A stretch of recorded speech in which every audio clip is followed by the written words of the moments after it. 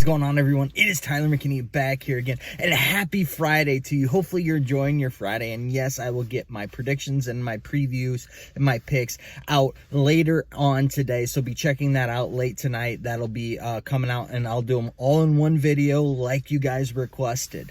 Now, I have a few things that I found really interesting that I do want to share with you guys today that I thought was pretty cool. And the first kind of little bit that I have for you is that, maybe I might be a little bit harsh on Shea Patterson. Why do I say that? Well, he has thrown the third most amount of attempts, passing attempts, in the league so far, but yet he has committed 0 interceptions. That's right. He hasn't thrown an interception yet.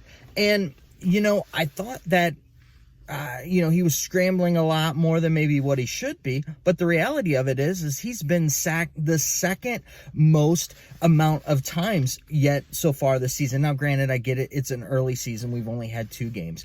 But yeah, and when I looked at who was number 1, I think you might be surprised as well, because the number 1 guy has been Scott. Scott has been sacked 10 times.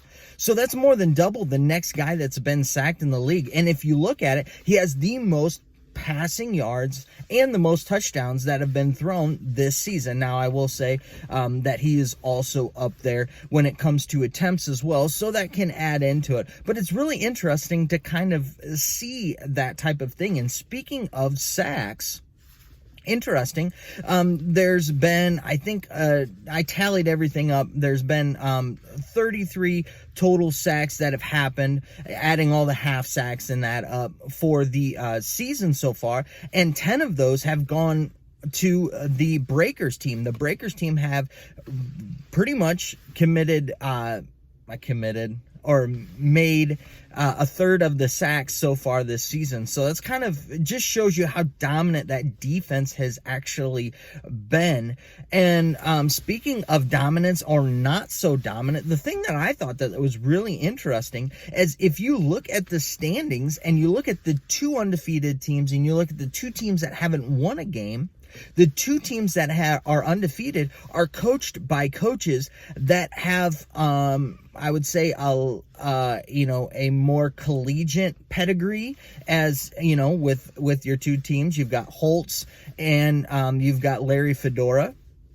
And then if you look at the 2 teams that haven't won a game, you have the Maulers and the Panthers. Those 2 teams are coached by coaches with a more professional NFL background in Fisher and in Wilson. So it's interesting that the guys that have the more professional football, type of pedigree are the ones who haven't won a game, and the ones with the collegiate pedigree are the ones that are winning games. I don't know if there's a whole lot to take from that. I'm sure we could weed through that and work through that. But it's really interesting to kind of see all of these little nuances, and I'm sure there's ones that you guys have seen that I didn't hit on, that I missed. And like I said, I didn't go through a whole lot. I was just kind of curious and kind of working through stats and stuff. And if you're, they do have the stats out there. The place to go for the stats is the Fox Sports' website. They've got everything all broken down. You can go through and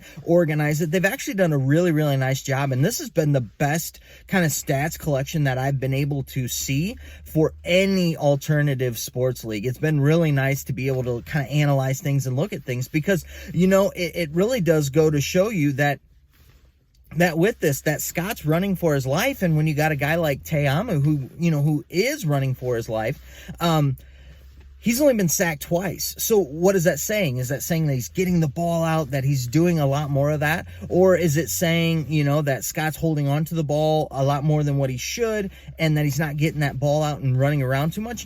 I don't know. The game, tape can say it, and you can be the judge of that. But it's really interesting when you actually start to break things down and look at the stats, what they actually do say. And so those are just some cool facts that we have going into week 3 to get you pumped, things to look at, to watch for in the game. All right, guys, listen, I know that you're busy and I know that I'm busy, so let's get on out of here. You have a good day. Bye.